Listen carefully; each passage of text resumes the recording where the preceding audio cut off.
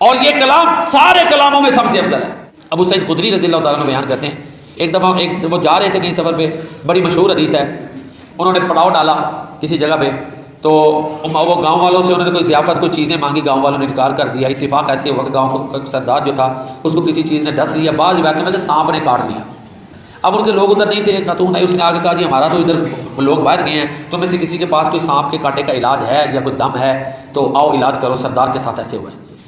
کچھ روایتوں میں اشارے ملتے ہیں کہ ابو سعید خدری خود گئے رضی اللہ تعالیٰ، کچھ روایتوں میں ذکر نہیں ہے، دوبارہ گئے، انہوں نے جا کے سورہ فاتحہ پڑھ کے دم کیا، اس کو آرام آ گیا۔ پھر 30 بکریاں انہوں نے لی، نبی کریم صلی اللہ علیہ وسلم کو آ کر جب آپ نے بتایا تو آپ نے کہا یہ درست ہے، بلکہ کہا میرے لیے بھی حصہ اس میں رکھو۔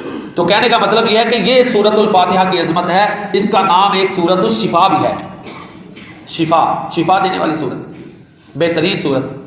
اصل شفا ہے ہی قرآن میں ہے، اور بھائی اصل شفا قرآن میں ہے۔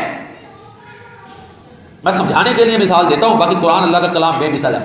دیکھیں نا، ایک پیناڈال ایک عام سی دوائی ہے جس کو عام لوگ سمجھتے ہیں، صحیح فارمیسی کی بنی ہو، میڈیکل سٹور کوئی بھی ہو، ڈاکٹر کوئی بھی دے، فائدہ ہوتا ہے نا، کیوں جی؟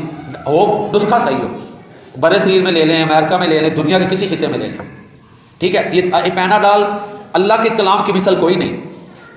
ڈاکٹر لاکھوں اس کے ساتھ علاج کرتے تھے، وہ فوت ہو گئے، آج بھی اس کے ساتھ کر رہے ہیں، آرام آ رہا ہے نا۔ ایسے ہی صحابہ کرام قرآن کریم کے ساتھ علاج کرتے تھے، چلے گئے، آرام آتا تھا۔ تابعین چلے گئے، 1400 صدیاں میں کتنے لوگ چلے گئے، قرآن کی شفا موجود ہے۔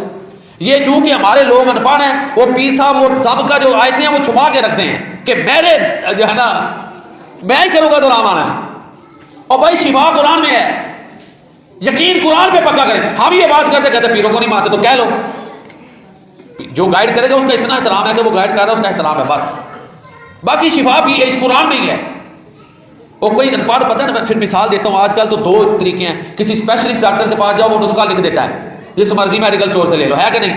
تو جو پرانے حکیم ہوتے ہیں وہ چھوٹا سا نسخہ بھی چھپا کے رکھ دیں کہ یہ پتہ لگ گیا تو میرے کو نہیں ہونا، آپ ہی کا لینا علاج۔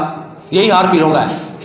لوگ کیونکہ قرآن پڑھتے نہیں، انہوں نے روکا ہوا ہے، حدیثیں پڑھتے نہیں، لوگ ان پڑھ ہیں، وہ ظاہر ہے قرآن کوئی بھی پڑھ کے وہ آرام آ جاتا ہے، وہ اپنی کہتے ہیں دیکھا ہے نا۔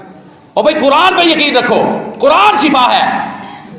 تو یہ جب ہم کہتے ہیں، ہم ہمارے اوپر لیبل لگاتے ہیں جتنے مرضی لگائیں، اب اللہ کا شکر ہے کافی بہتری ہے، بڑے بڑے لیبل جو ہے نا برداشت ہوئے ہیں، کیے ہیں۔ تو قرآن شفا ہے، قرآن پہ یقین رکھو، اور قرآن اور اللہ پہ یقین رکھو، یہ چیز ہمیں ہمارے پیارے نبی کریم صلی اللہ علیہ وسلم نے سکھائی ہے۔